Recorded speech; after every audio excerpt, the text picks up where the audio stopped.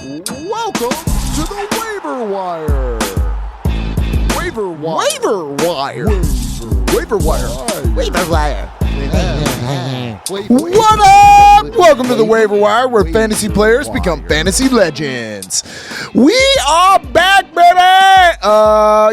Houston, Texas, not known for being a very cold city, but definitely a little rainy, cold front has gone through. I'm feeling a little under the weather. Mr. Debo's feeling a little under the weather, so he didn't make it out today.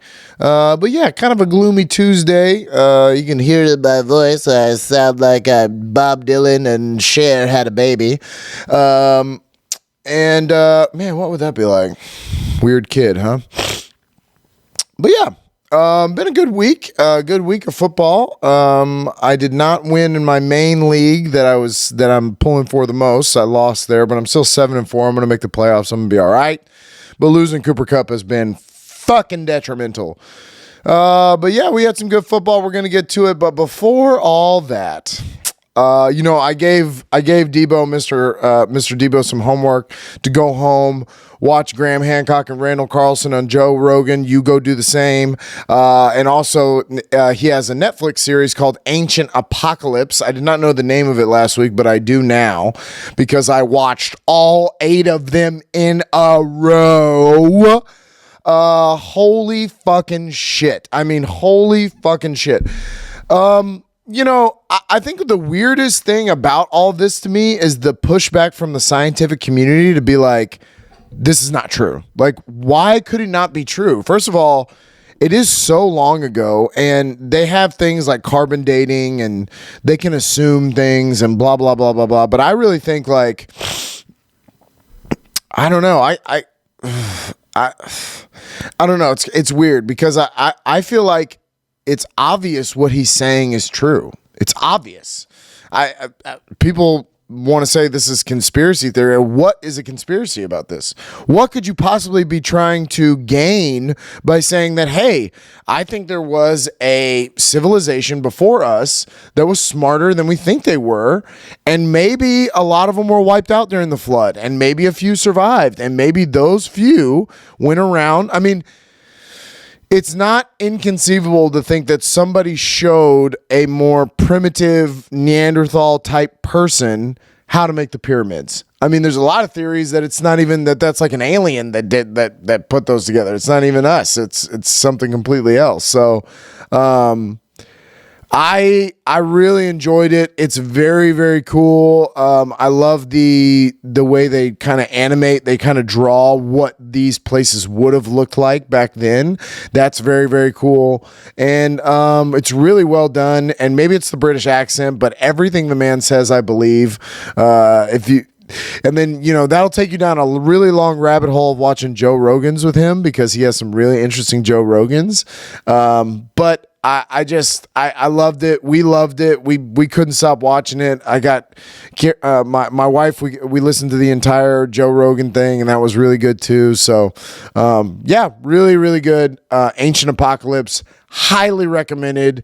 Get your brain opened up to the idea of giants and great beings from beyond. I mean, it's in every religion, that there was a flood, and that's where he has the pushback, that in this flood, we think it wiped away maybe a very primitive version of. Some archaeologists and historians don't even think there were humans with saber tooths and woolly mammals and things like that.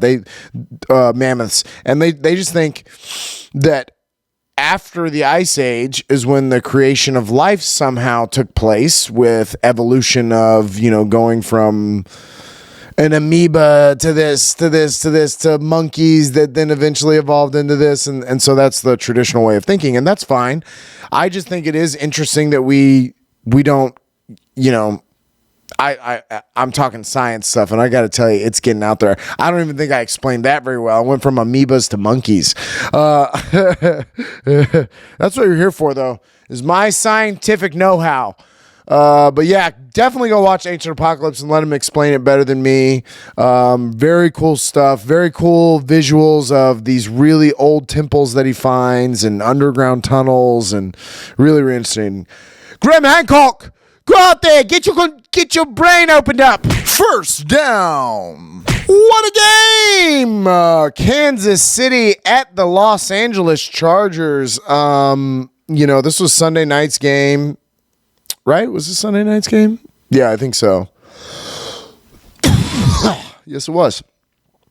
And I recorded it because I was like, you know what, this is going to be a good game. And we were watching Yellowstone, doing our thing. And it was after she went to bed, after my wife went to bed, I decided, okay, I'm going to watch this. I'm going to watch this game. And what a game to watch, man.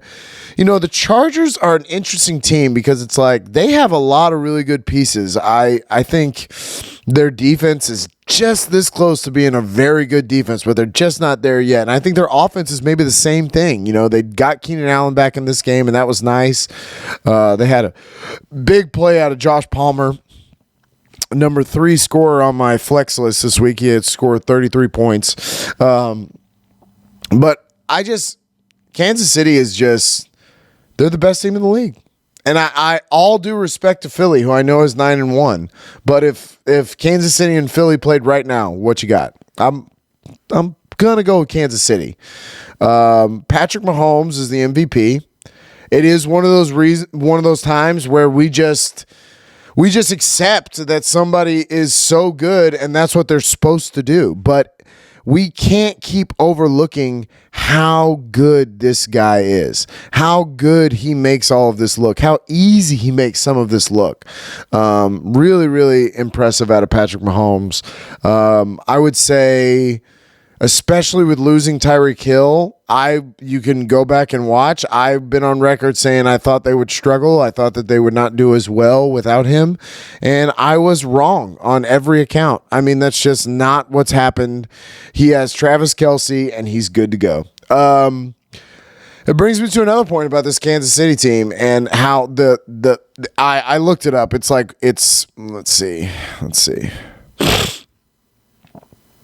Oh, hold please. Dead air. It's always sunny. It's the there we go. Travis Kelce, 187 points. Actually, that was the old one too. That was what I just texted my friend. But he had 187 points, and Mark Andrews had 121. Let's go see what they are now. Let's go look up exactly how much more Travis Kelce has scored than the closest. Okay, so, oh my God. Almost got him by 100 points. Almost got Mark Andrews by 100 points. 223 to 133. Okay, it calls for more math. 223 minus 133, okay?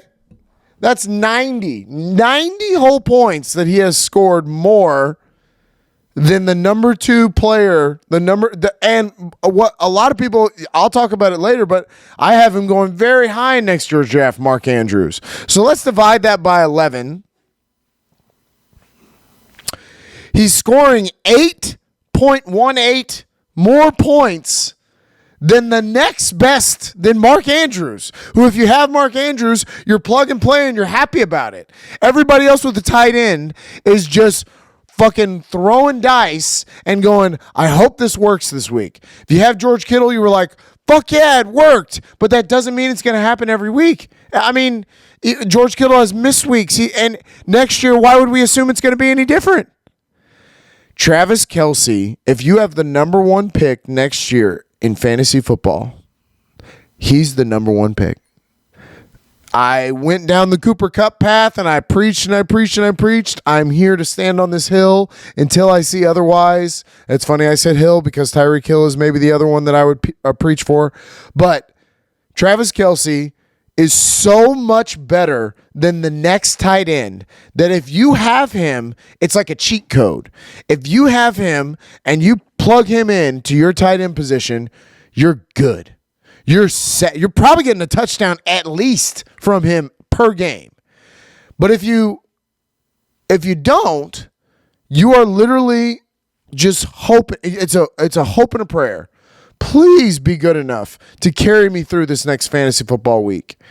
I am gonna do it. If I'm the number one pick, I'm gonna preach for it to be the number one pick. I think I'm not alone in how high he'll go. If I had to guess what the ESPN is going to come up with as the top 5 picks, I would say Austin Eckler, Derrick Henry, and Christian McCaffrey will probably be the 3 running backs that are touted as the top.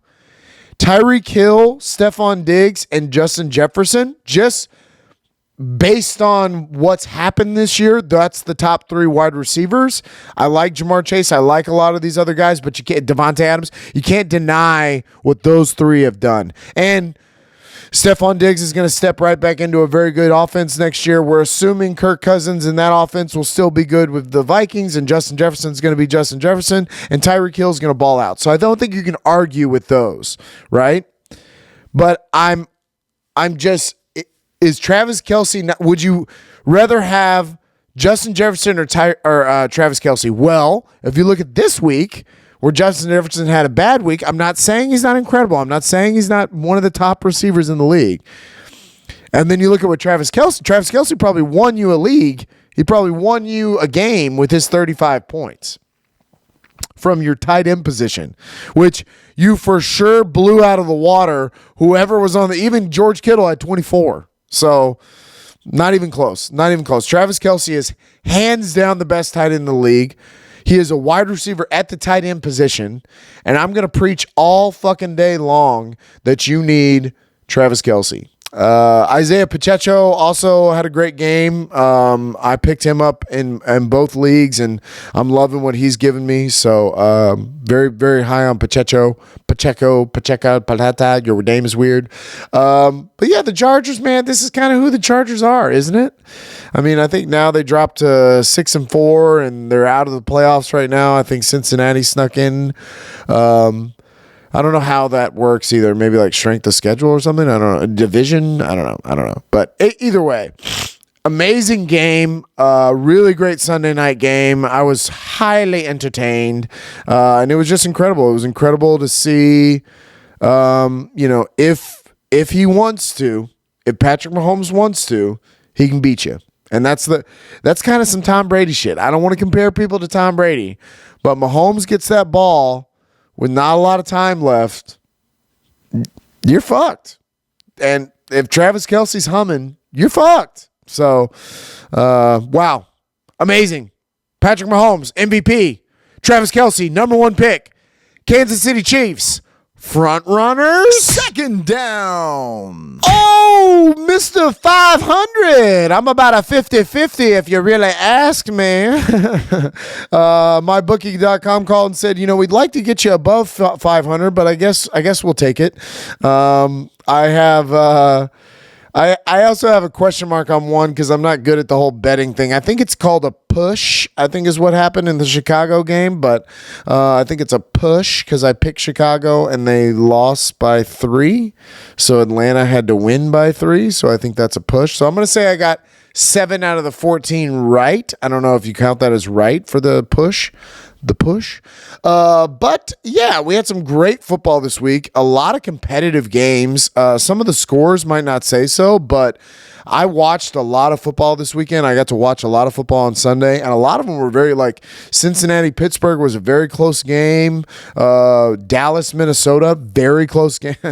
How funny is it too that that's the game that we all were so excited about was the Dallas-Minnesota, and then it was a fucking beatdown. But we got to start in order here.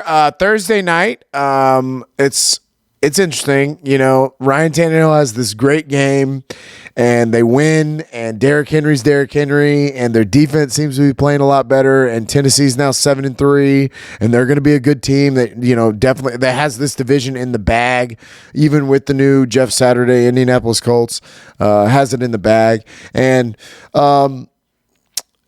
it's all about Aaron Rodgers. It's all about what Aaron Rodgers is not doing and how poorly Aaron Rodgers played and how poor the Packers are. And it's really funny. But, Tennessee at Green Bay. This was a great game. It was started to snow a little bit. Green Bay was a 3-point favorite. I don't know what planet they've been living on where Green Bay should be favored by anything. They really haven't played that way. And Tennessee's been playing really good. So this was an obvious one to me. I took Tennessee and I got it right. 27-17. Honestly, it was a bit more of a beatdown until I think they scored a touchdown in the fourth quarter with like a couple of minutes to go to make it 17-27. So this was a good beatdown by Tennessee. Tennessee's a good team. They're going to be a tough out. But I think they do get out because of Ryan Tannehill. I think you only go as far as Ryan Tannehill takes you, and I'm just not sold. Just not sold.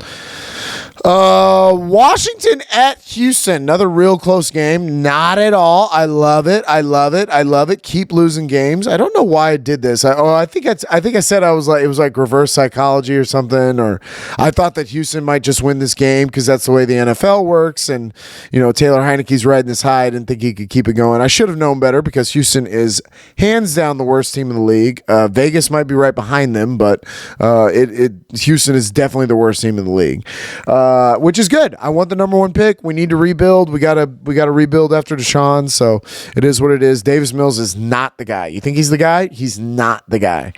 But yeah, Washington came in and absolutely beat the fuck out of us. It probably should have been more than 23, but 23-10. Washington was a 3-point favorite. I don't know why I picked Houston, but I got it wrong. This was Chicago at Atlanta. I talked about it a little bit for the push. This was a competitive-ass game, too. This was really close. Cordell Patterson, fumbles the ball, and then I think on the next time that he got the ball, it was that kickoff return for a touchdown, which then he set the record for. Cordell Patterson, man, I just there aren't stories like him, okay? If you're going to go out there and think that there are Cordell Pattersons every year, you're sadly mistaken, okay? This is an anomaly that a guy was a journeyman and then all of a sudden found a way to become so used and such a big part of an offense and fantasy. He's a real good fantasy player. So he went from a nobody to a somebody. I don't think it happens all the time. And then let's talk about Chicago a little bit. I like Justin Fields. I do think they're going this way, but they just can't seem to get out of their own way in the bottom half of these games. In the end of the game, in the fourth quarter, they find a way to muff it up. Chicago's defense also leaves a little to be desired. They're not necessarily a Super Bowl defense like they have been in past years, where that's kind of what they hung their hat on. But yeah, this was a really close game. I was talking to a friend. Is Baker Mayfield or Marcus Mariota? I'm gonna take Marcus Mariota. Geno Smith or Baker Mayfield? I'm taking Geno Smith. Daniel Jones or Baker Mayfield? I'm gonna take Daniel Jones, even with a poor game that he had.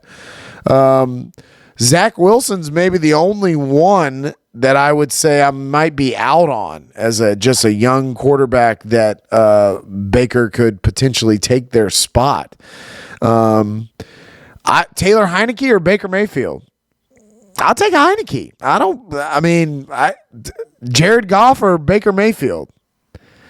Sometimes Jared Goff's look like he did in this game, where he looks pretty good. And I don't think Baker Mayfield ever looks good. I think Baker Mayfield is washed, and I think it's done. But Marcus Mariota, going back to this Atlanta game, has really impressed me. I would say they're still going to lose about at least half, maybe more of their games, because I'm not big on Atlanta. And Chicago just kind of fucked this up, but still a good game. I'm going to say push because Atlanta was a 3-point favorite, and they won 27-24, which means they only won by 3. Well, is that what it is? So maybe I got it wrong. I don't fucking know.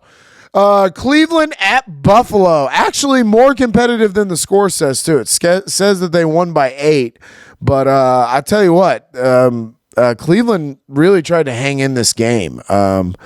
Buffalo too, they came out firing, and they came out. Josh Allen looked like he was on a mission to shut everybody up.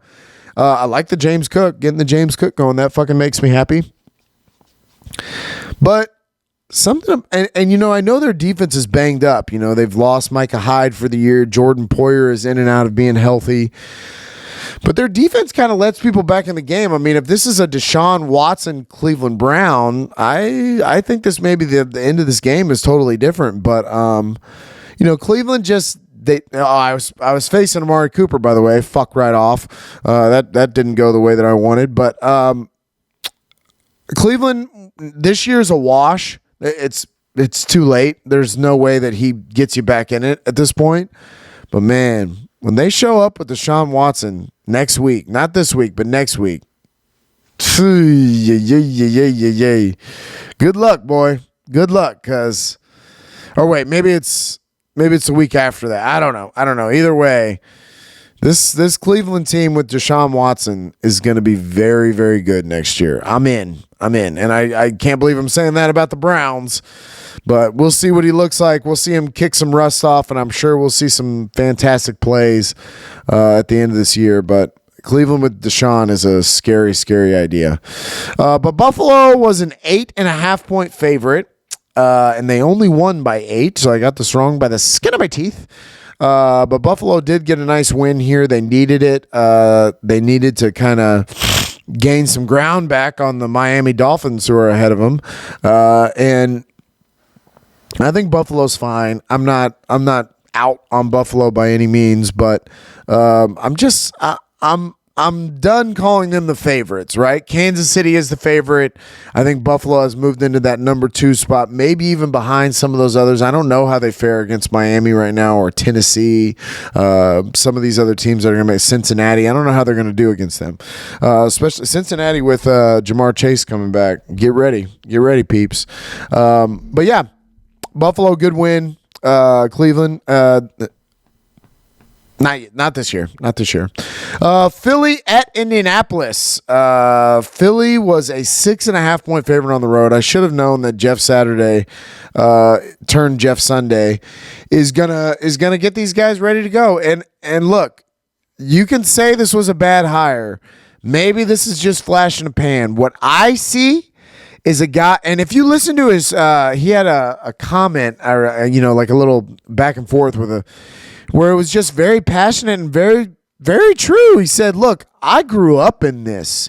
This is where I was raised. This building is where I was raised, is where I became a man. And I understand what they're going through way more than some other people do. And I've been in the players union, and I've fought for players, and it was some moving shit. I kind of think we might have found something. And depending on how the rest of this year's go, I would not be surprised if Jeff Saturday is the coach for the Colts next year. I would not be surprised because, man, he's got them playing on a much better level. Their defense played much better in this game. Their offensive line played better. All of a sudden, Jonathan Taylor's come to life. He's made the decision to go to Matt Ryan, which was the right choice. And Philly kind of struggled. I don't know if it's a mixture of Indianapolis played really well and Philly played really bad, but they still got the win. When it mattered most, Jalen Hurts into this game drove him down the field and right up the middle for a touchdown. And Philly 9-1, man. The NFC goes through Philly this year. You want to win, you're probably going to have to win in Philadelphia in the NFC Championship game, because I don't see a lot. Dallas has played really well, and I am scared of that, but I don't see a lot of teams upending them in the playoffs early. But I could see it later, and it would be it's this, they were the best team all year, and then look what happened. But yeah, 17-16 was not 6.5 points, so I got this wrong. But Philly did win the game. It was a great game, though. That was a really close, really, really good game. The Jets at the Patriots. Oh, man. The poor Jets. New England was a 3-point favorite at home. I don't know why I went with what I did. I think I was more rooting for the Jets in this, and the Jets played actually a really good game. They held Mac Jones. They stopped the run when they needed to. Their defense was playing really, really well. And for whatever reason, they gave up this punt right down the middle of the field, and boop, to the house. Punt return, touchdown, I think with like 5 seconds left or something like that. Absolutely insane. You just saw the coach of Robert Salah's face. And the truth is that Zach Wilson is not the guy. He has all but come out and basically said that this week, that he's not tied to anyone and he doesn't have to do anything.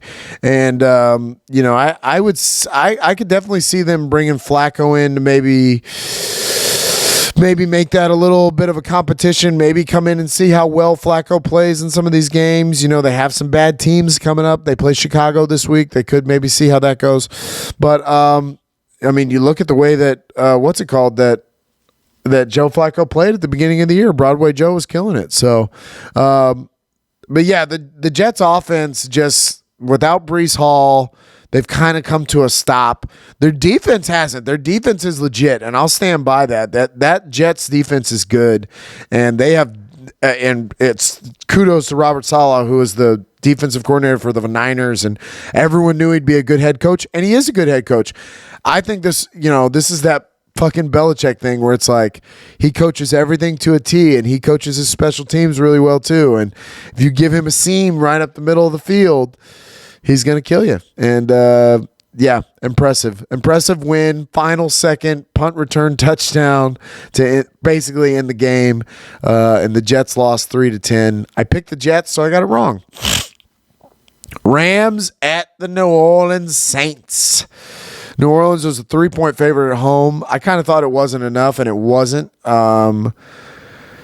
Listen, the Saints are not a good team by any imagination here. They're not a world killers by any means, but just the Rams, it just is not. It's going from bad to worse. It came out now that I think after the surgery, it looks like Cooper Kupp basically is done for the year. It says now closer to 6 to 8 weeks, which is that's the end of the year, and they're not going to make the playoffs. So what are we bringing him back for? We're bringing him back for Week 18 to see if he can run around a little bit. Seems stupid. But yeah, the Saints played well in this game. I picked the Saints just because of everything that's going on, and 20-27, they were lost by 7. And listen, you made all these fuck them picks, right? That's what you said. Fuck them picks. Who needs these picks? We want to win now, and you did. But here you are. You don't have any picks. You don't have any money to spread around because you've gave all your money away, and you're kind of stuck with the team that you got. And your offensive line is not very good. It can't protect Matt Stafford. You don't have any running game to speak of. Your defense struggles in a lot of situations. I think we might be seeing the end of Jalen Ramsey. I'm just going to throw that out there. But yeah, it was very, very telling of this season for them in this Saints game. It was kind of like, okay, this is it. They're done. They are officially done. But yeah, Rams at Saints. Got it right. Detroit at the Giants. Detroit Lions at the New York Giants. The Giants were a 3-point favorite. I was trying to put some respect on the Giants' name. I was trying to say, look, you guys can win this. I know you can do it. You can win this game. But they showed me who I think they truly, really are. And I'm fully off the giant train. I was never really on it, but this game was like, aha. Here they are, because Detroit. You all know I like Detroit. I've been pulling for Detroit, but they're still a bad team, and they haven't played well. Their defense isn't very good, and they took it to the Giants. They beat up on them. Jamal Williams, man, if you have Jamal Williams, most touchdowns by a running back in the league. I think he's at 12. That's pretty astounding, especially where we thought DeAndre Swift was going to be such a big part of that team. I know. Hard Knocks or whatever that was, he was a big character, but that doesn't necessarily, this guy was a backup in Green Bay. So, very interesting. that he's done so well in the red zone. But if you have Jamal Williams, you've got to be happy with wherever you found him, probably off the waiver wire, and he's doing very well for you. But yeah, I'm just not big on the Giants. They have no receivers, and Daniel Jones just Detroit eventually said, we're going to make you beat us we're going to put 8 in the box and stop Saquon, and we're going to make you beat us with Daniel Jones. And I don't think they can do it. So I still think the Giants make the playoffs because I know they have an easy schedule coming up, but not this week. But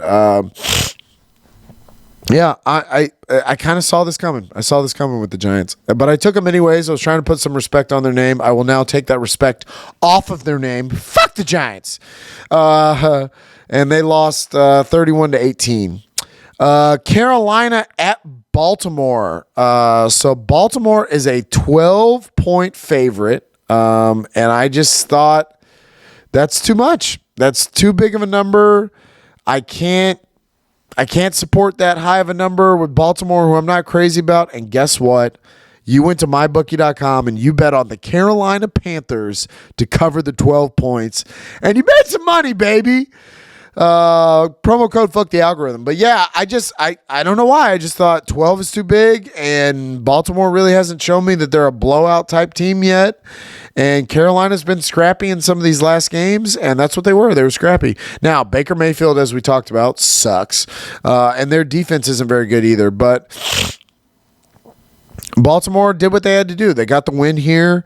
Demarcus Robinson is a big waiver wire acquisition this week. He definitely had a very good game. And with it seems like Lamar trying to find somebody to replace Rashad Bateman, you just kind of it seems like the most logical thing to say, okay, he liked this receiver in this game. Let's pick him up, stash him, see what happens.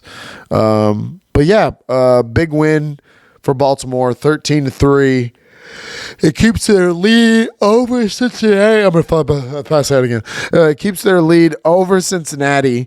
Yeah, solid game. I could have used some more. I started Devin Duvernay and Kendrick Drake this week. Could have used a little more, motherfuckers. I thought Carolina sucked. What the fuck? But we go on to a very good game this week, and that was the Las Vegas Raiders at the Denver Broncos. This changes nothing, Vegas. I will not pick you next week. I am picking Seattle. I will not pick this fucking Vegas Raiders team.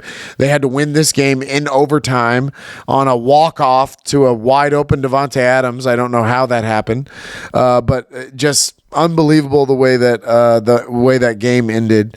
And I'm not impressed by Denver, and I'm not impressed by Vegas. That's what I took away from this game. But this was the team that I thought this Las Vegas Raiders team could be. I thought Devontae Adams could peel open and get a big touchdown and, game-winning drives and things like that. And Josh Jacobs has played really well. Their defense is not very good. And Denver's Russell Wilson, this has been such a struggle. This has not gone the way that anybody thought this was going to go. And big time loss. This probably all but eliminates Denver from any kind of contention that they thought they maybe could crawl back into.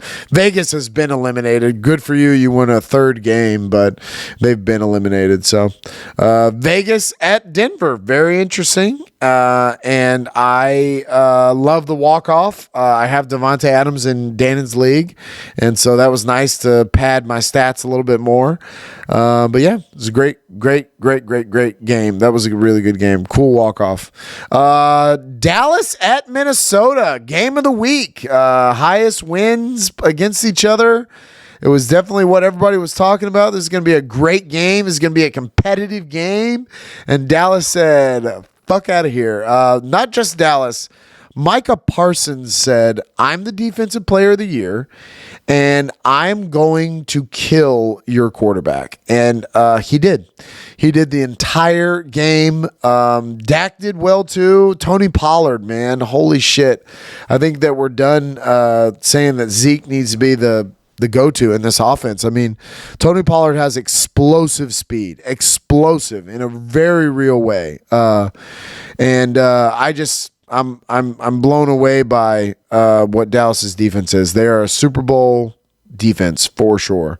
They're a 1-point favorite. I took them, and they won by 37. So they covered. Minnesota, it's just kind of one of those things. This is the NFL week where this is a good team, but it just snowballed on them. Trayvon Diggs was doing a really good job on Justin Jefferson. I think he had like 3 catches. And they just couldn't get their offense going. And on the flip side of things, the defense for Minnesota they let them score too quickly and too much. It was bad after bad after bad. And defensively, Dallas just is the best team in the league. There's not a better defense. Fantasy football wise, New England does very well, but I would not say they're a better defense than what Dallas is right now. If you have Micah Parsons on your team, you probably have the best defense because he's the best defensive player on the defensive side right now. I'll just say defense one more time.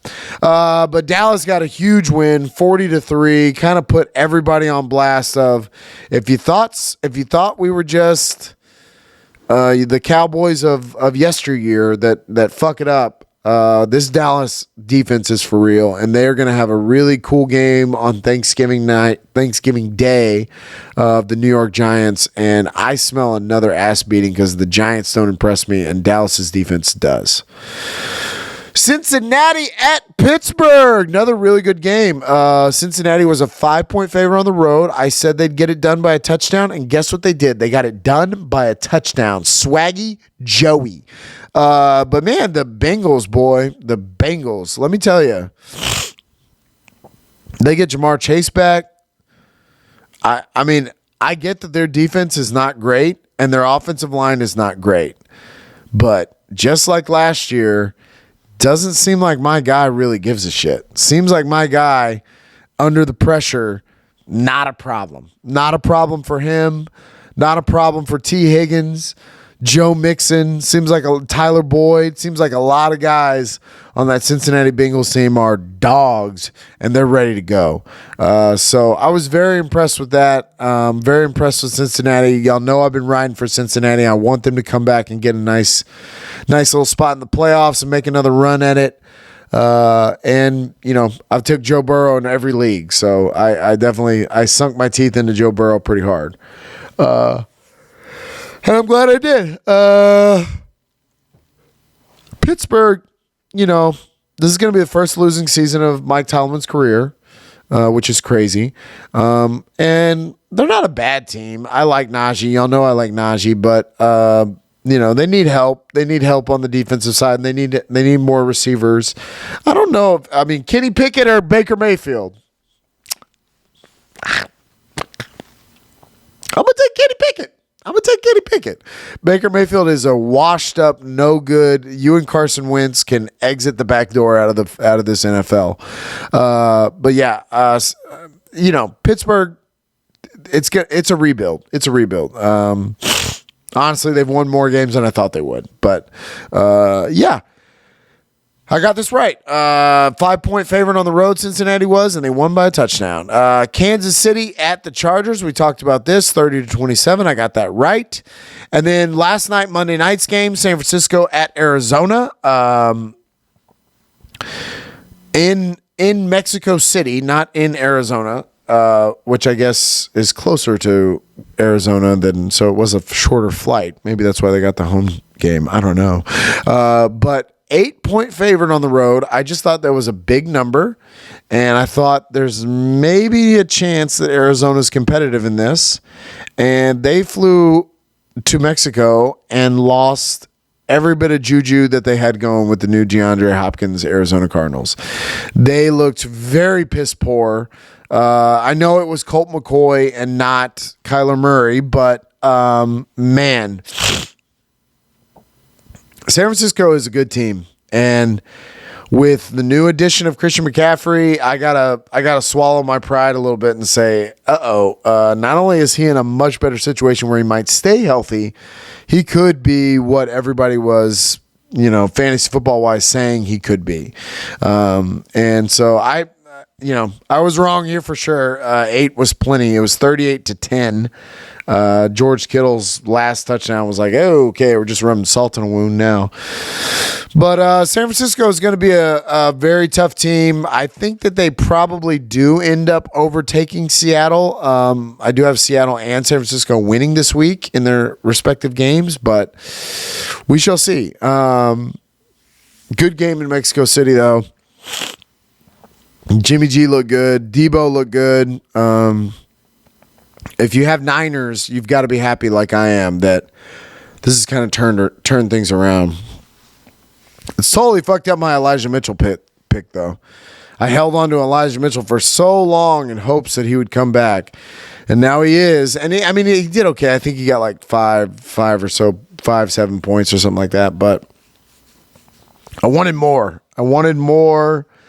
And I thought Christian McCaffrey was about to get hurt because that's what he does. Fuck! Third down. So it was a week ago, but I was going to talk about it. We were going to go over it on last week's, but it was such a long show that I cut it out. But I just wanted to get a little UFC out there. I love the UFC. I watch it all the time. And, I feel like it doesn't get enough attention here on the waiver wire. So, well, first of all, we had a big card, 281, where Israel Adesanya and Alex Pereira were having their third fight. This was the first time in MMA, but it was their first. They had 2 kickboxing fights before that, which Pereira won the first one by a decision, which going back and watching that on the internet, I'm with Izzy. I think it was a close call. I don't think that Izzy won outright. I think it was maybe closer to a draw. I don't really know how kickboxing rules work, but as an MMA fan, I would call that fight closer to a draw. And then the second one is where Izzy got knocked out, and it's that fight, he definitely was winning. If you go back and watch that fight, he's winning that fight. Last second into the fight, just kind of got caught. Not what I think happened in this one, though. In this one, first of all, the first round, my God, let that round go on for another 5 seconds.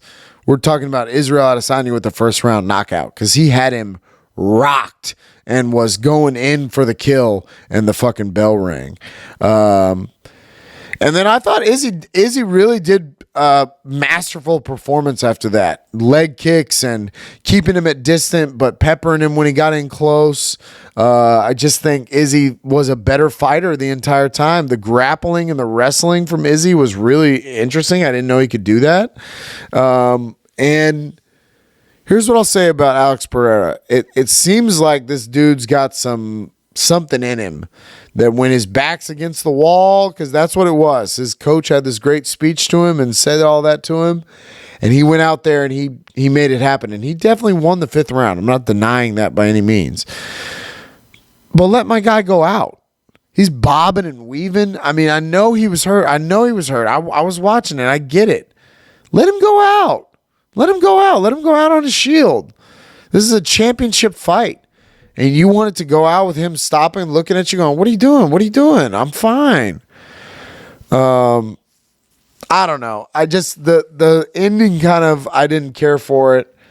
It doesn't change anything because we're going to have to run this back. Israel's been the champ for how long now? And he deserves a instant rematch, and that's what he wants. So, I think, like he said, Izzy was a big guy and went on all these podcasts afterwards and has staying in the limelight even though he lost, and not kind of going into a dark hole and crying and just kind of saying, look, it is what it is. I know I can beat this guy. Fair enough. I lost, but UFC is not boxing. Just because he's not undefeated doesn't mean he goes away. It means that he retools and we do this again. So can't wait for the rematch. I think that Izzy definitely gets the job done this time. I love you, Izzy. And fuck Brazil. And then to me, one of the best rounds for the first round of Michael Chandler versus Dustin Poirier. Holy fuck, boy. Holy shit. This Michael Chandler, I've never seen somebody lose and be almost like their stock is going up. Like he loses a fight and he still rises up to where you're like, I mean, I know he lost, but shit, look how good he looked. Look how good he looked in that fight. You know, just like the Charles Oliveira fight where it was like, oh man, like holy shit, I can't believe that this is going down.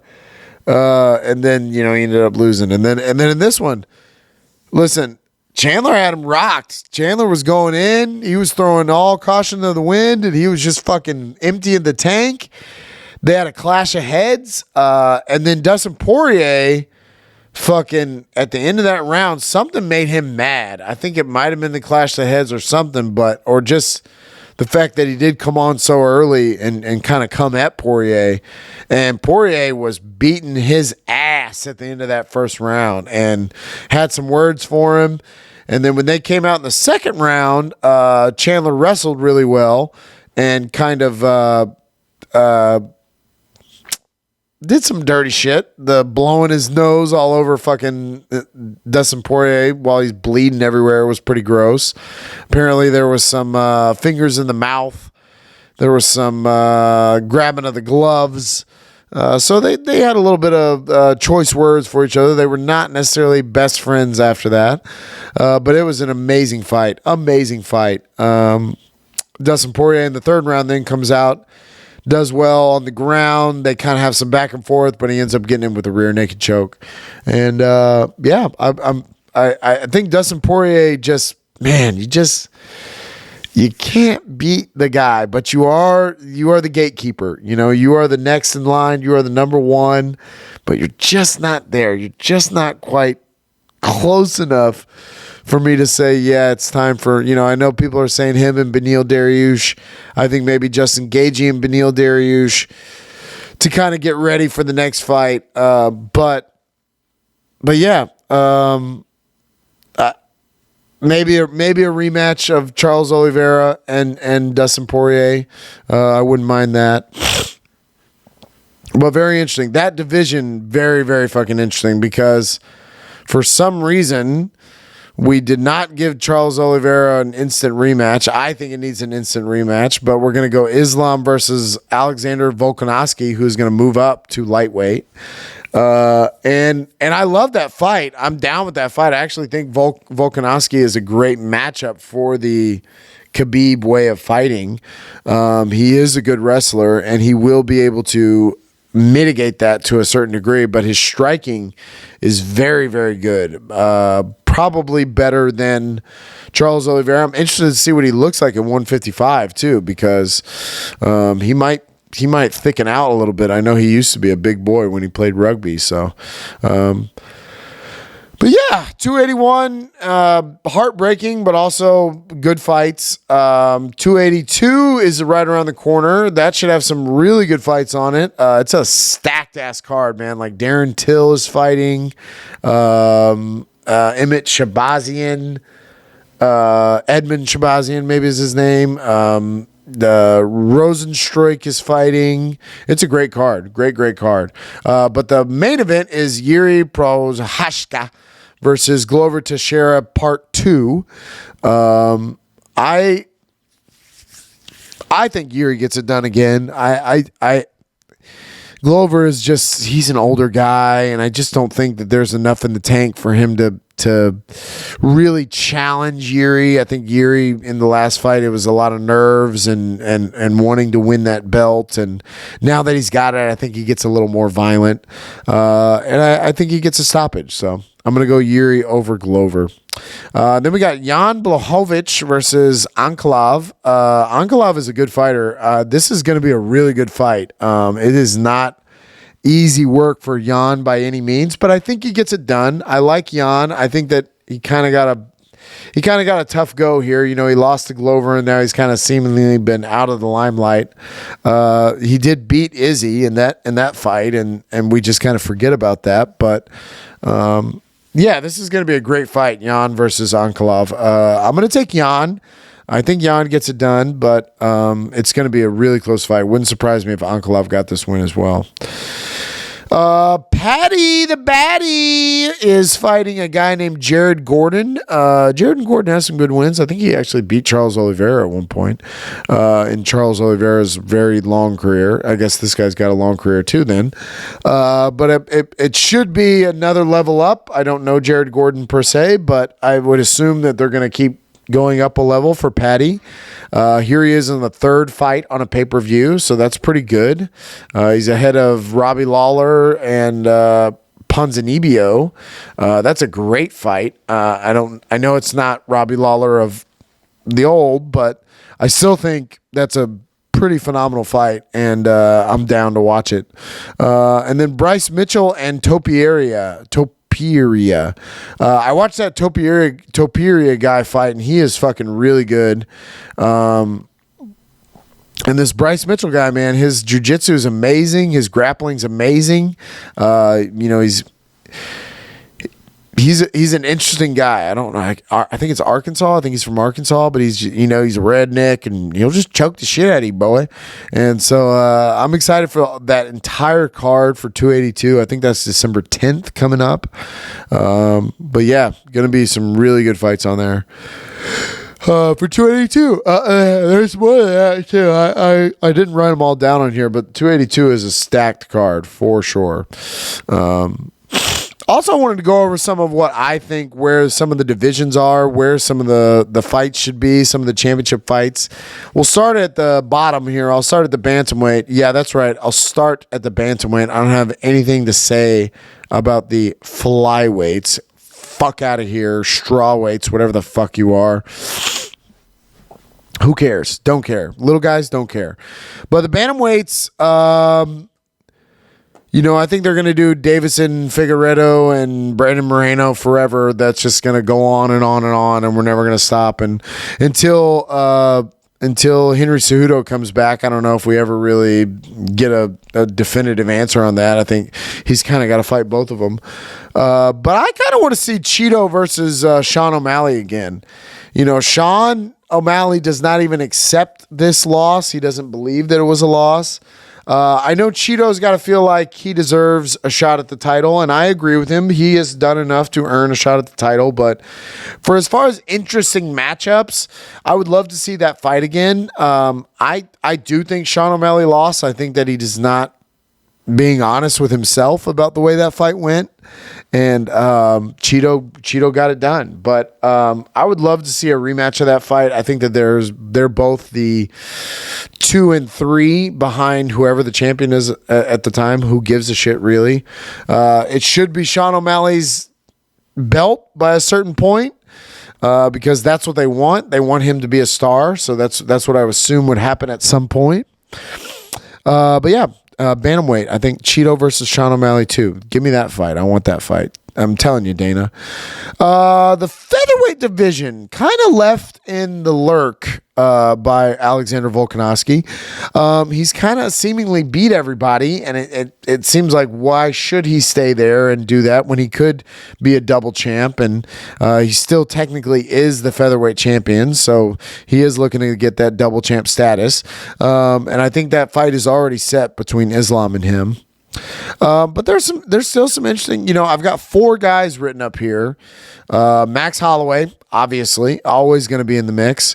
Brian Ortega, still very, very good. Brian Ortega, Arnold Allen, and Josh Emmett. Arnold Allen, just got a win over Calvin Kattar, and I know he got hurt, and that's not really like a true knockout, but I think those 4 got to fight it out a little bit. I think those 4 got to kind of be a round robin kind of to see who's going to eventually fight for the title. Max and Ortega have already fought, and it was not close. Max beat the fuck out of him. So maybe we switch it up. Maybe Max Holloway versus Josh Emmett, Brian Ortega versus Arnold Allen. We kind of see who wins out of that, have them face each other, have the losers face each other. But yeah, I kind of think those are your 4 guys right now to kind of just line up and have them go at it. Let's see. What the fuck is in my shoe that'd be hurting me? Something stabbing me, boys. Lightweight. We talked about it a little bit already, but they are in a weird spot. I know they're going to do Islam versus Volkov. I think Charles Oliveira should have got an immediate rematch. But maybe in the meantime, maybe he fights Beneil Dariush and he beats him and he makes everybody go, oh, shit, okay. Justin Gaethje versus Dariush. Dustin Poirier versus Dariush. Dariush seems to be the next guy to kind of get the next fight. So I would imagine that one of those is going to be a matchup. But I don't know what happens. Okay, let's just play the scenario that Volkanovski wins. Well, now... I mean, what happens to Islam? He kind of goes back into the deck. Is it Volkanovski versus fill in the blank? I mean, it's very interesting. The lightweight belt is going to get passed around a little bit. That's my theory because I don't love Islam. I'm not going to get behind it. I'm not going to sit here and say, yeah, that's going to be fun. No, fuck that. Fuck this Dagestani way of life. So yeah. Let's see. Where was I? So welterweight. So yeah, obviously there is going to be an immediate rematch of Leon Edwards and Kamaru Usman. I think it's what you got to do, especially with how long Usman had been champ. I mean, that's already set in stone. They're trying to set that up for London, so that's going to be a big fight. Big fight. But Colby versus Kumzit, that's the other one that everybody's been calling for. They seem to be 1 and 2. Colby is the second best welterweight in the world behind Kamaru Usman. He just can't beat Kamaru Usman. And he's got to be pretty salty about that Leon Edwards head kick, huh? And that rematch is going to happen. I'd love to see Colby versus Kumzit, but if not, Colby is in a weird holding pattern, and it could really affect his career because if, let's say, honestly, Kumzit is not a welterweight. He can't hit that weight. He just proved that he can't hit that weight. So Dana might force him to go to middleweight, which is honestly a better division for him. I like those matchups a lot more as a fight fan. I mean, think about Kumzit versus Alex Pereira, Kumzit versus Israel, Kumzit versus Robert Whittaker. These are some really good fights. So that's what I would like to see Kumzit do. I don't know if he's going to do it. I think he has goals of being a double champ as well. But yeah, Colby versus Kumzit, I would love to see, and obviously we're going to get that rematch. Same thing in the middleweight division. The Alex Pereira, Israel they're going to run that back. Israel's been the champ for a long time. It's what he wants. I would hate to see them give Alex Pereira somebody else in the meantime. I think that's a terrible idea. Maybe it might be a good idea if it's one of the guys, if it's Robert Whittaker and you're Israel, you're like, sweet. If you beat him, then I can just fight you. But he did say on the podcast that he hadn't thought about if Alex loses. If Alex does another fight and loses, he might just fight Alex without the belt, which shows you what a gamer fucking Izzy is and how fucking much I love him. But yeah, Kumzit versus Alex Pereira. I wrote that one on there too because that's a fucking matchup, boy. I would love that shit. That'd be amazing. I'm definitely down for that at some point. Light heavyweight. I think at some point we got to do Yuri versus Jan. I know that we kind of skipped all that because of Glover Teixeira, but I would love the Yuri versus Jan. That's got to happen. That fight's got to happen. And Jamal Hill, he's put his name in the hat. He has definitely thrown his name in there and said, I deserve to fight one of you guys. I mean, Yuri versus Jamal Hill. That's a fight, boy. That's a fight. Let's go. But yeah, light heavyweight and the heavyweight division, man. There is not the heavyweight.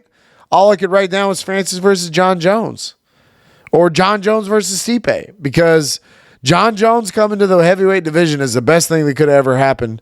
I don't care about the heavyweight division. Also seems like Francis Ngannou doesn't care. So if he doesn't care, why am I going to care? But I think they eventually get this fight made. I think Francis versus John Jones is the biggest fight in UFC history. I know that seems kind of lofty, but I definitely mean it. I think John Jones is the best fighter in UFC history, and I think that Francis Ngannou is the scariest fighter in UFC history, and the NFC history too. He probably is very good. He would do very well in the NFC.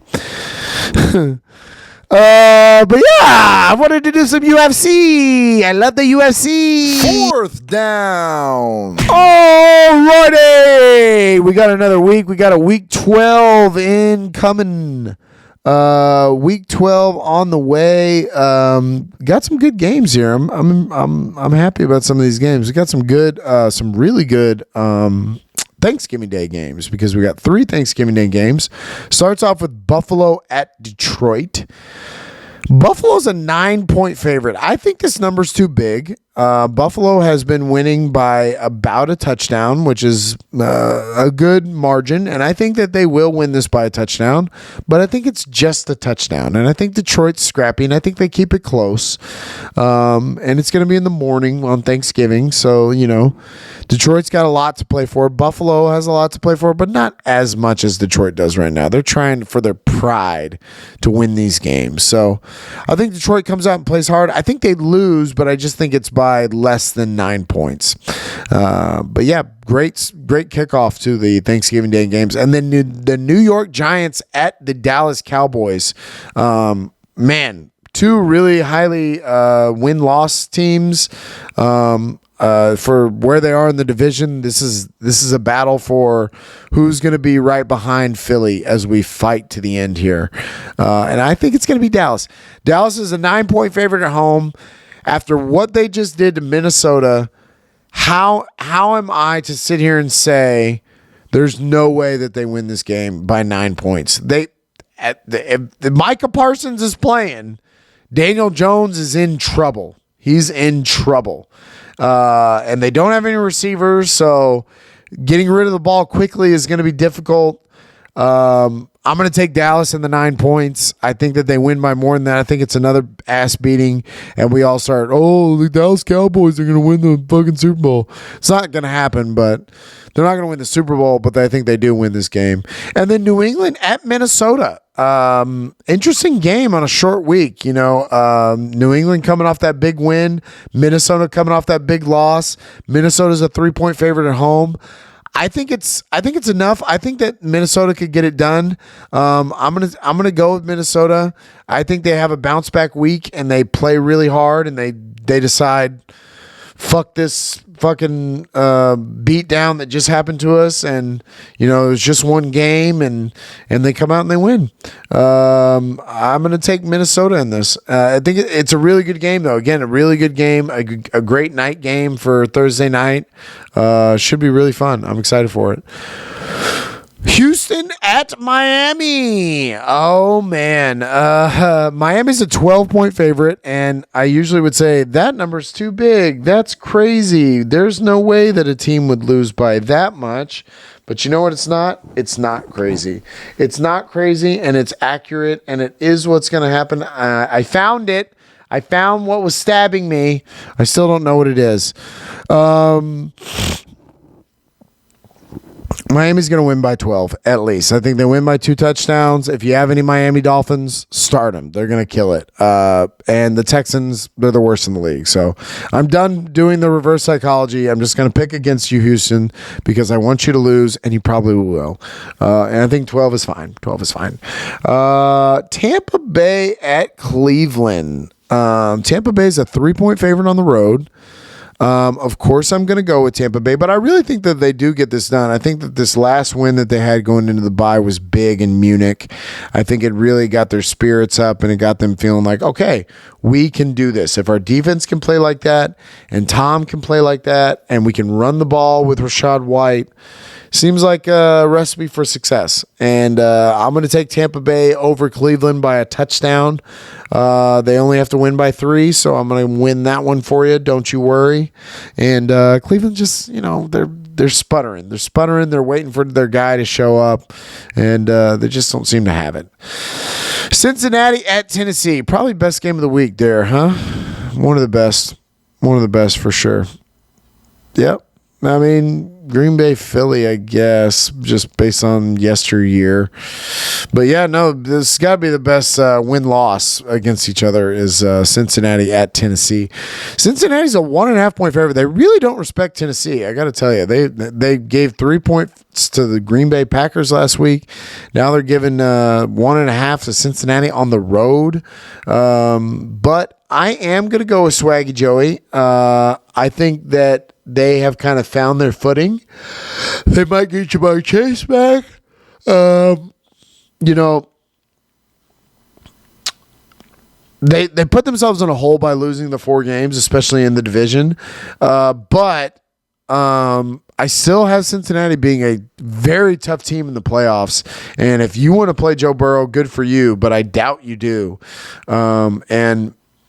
Very impressed by the big win that they had over Pittsburgh this week, and I think they get it done. I think they beat Tennessee. They come that much closer to Baltimore. They scare Baltimore a little bit, and big win for Cincinnati. Let's go, Swaggy Joey. Chicago at the Jets. Jets are a 4.5 point favorite. That's a little high. I think this game could be very close. It probably will be closer than that. Oh, I'm almost talking myself out of it. But I went with the Jets. I think the Jets are mad at the way this game ended. I think they're at home. I think they want to prove a point that they are a good team and they do belong to be in that 7 and they'll become 7-4 if they win. So I'm going to take the Jets here. I'm going to say the Jets win by a touchdown, and the Bears just, you know what they do. The Bears just gonna bear. They're going to do what Bear things do, and I'm going to take the Jets over Chicago. Atlanta at Washington. Kind of a gross game. Washington is a 4-point favorite. I respected Atlanta's scrappiness enough to take Atlanta in this because I think that they keep it within a field goal either way. I don't know really who wins, to be honest with you, but I think Atlanta can keep it within a field goal, so I'll take them because I want to make you some money. This is a weird game. I couldn't tell you who's going to win. I just think it's closer than 4 points. This should be a competitive game between two teams that maybe we didn't think were going to be competitive coming into this year. Denver at Carolina. Denver is a 2.5 point favorite on the road. I'm going to take Denver. It hurts me. Denver definitely sucks, but Carolina sucks too. So this is lesser of two evils here. I think maybe they win by a field goal, so that's why I'm okay with the 2.5. But not pleased about picking the Denver Broncos. Not pleased about it at all. Baltimore at Jacksonville. Baltimore is a 4-point favorite on the road. I struggled with this one because Jacksonville has given me glimpses of, okay, that was pretty good. And maybe this is a game that Baltimore sleeps on and it's a trap game. But I think Baltimore gets this win. They had a really close game with Carolina this week. And I think they come out, or last week, and I think they come out this week and they say, fuck all that. We're a fucking top tier team and we're going to beat their ass. And I think they win by a touchdown because Jacksonville going Jacksonville. Bears going Bear, Jags going Jags. Pussy on pussy. Where was I? Chargers at Arizona. So I didn't have the spread on here because it was too late last night. But I would assume the Chargers are a favorite. I'm going to guess it's not by a lot. I'm going to guess it's less than a touchdown. If it's over a touchdown, I think pick the Cardinals to cover that because the Chargers haven't proven anything to me. But I do think that the Chargers get this win. So that's what I base my pick off here. I don't know the spread, but I'm going to say that the Chargers get a win.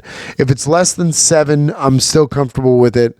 Arizona just hasn't played well. Maybe Kyler plays, and maybe that makes a bit of a difference, but I doubt too much of a difference. Las Vegas Raiders at the Seattle Seahawks, and the Seahawks are a 3.5 point favorite. That's not enough, to be honest with you. I've told you how I feel. I'm not picking the Las Vegas Raiders anymore. Last week changes nothing.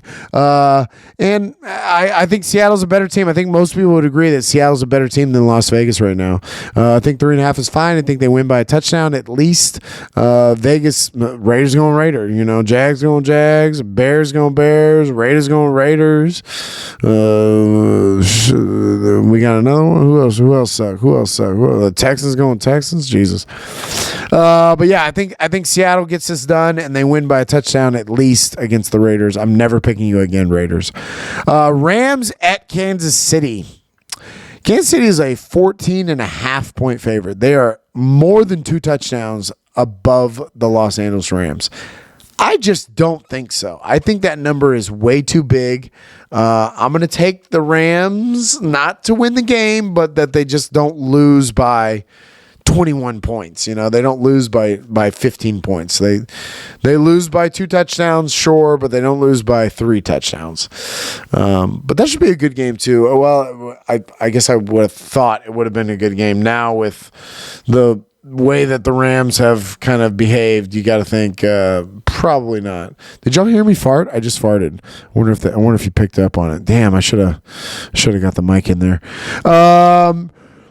But yeah, too big of a number. 14.5, too big of a number. New Orleans at San Francisco. Again, too late last night. They didn't have a spread because of San Francisco. I'm going to guess again here that San Francisco is a favorite. It actually might be the exact same situation as the Cardinals Chargers. If the number is too big with the Niners, I think you can go ahead and take the Saints to cover more than 7 points.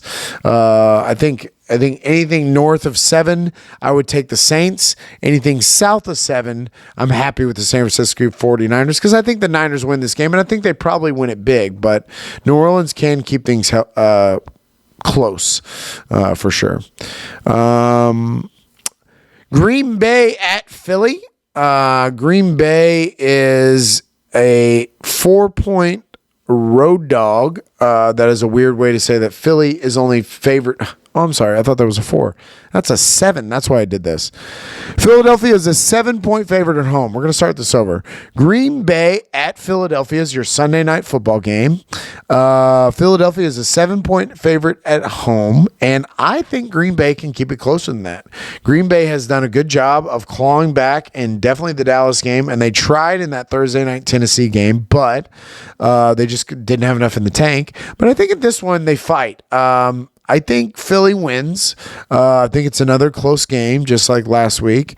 But I don't see the Green Bay defense having enough to stop what Jalen Hurts and them have been able to do. So I definitely think Philly wins, but I think that the Green Bay can keep it less than 7 points. I think it's maybe 4, 3 or 4 points that they win by, kind of a last-second thing. But it should be a good game with all the bright lights, 2 good quarterbacks, good teams. I'm into it. And finally, Monday Night Football is going to be the Pittsburgh Steelers and the Indianapolis Colts. Not the best Monday night game, huh? Indy is a 2.5-point favorite at home. With Jeff Saturday turned Jeff Sunday, I'm going to go with it. I think that Indy does win this game.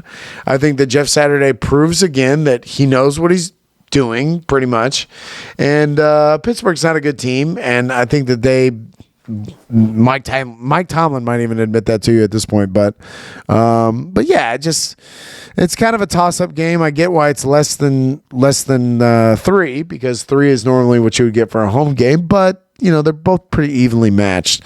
So I'm going to take Indianapolis in this with Jeff Sunday, and yeah.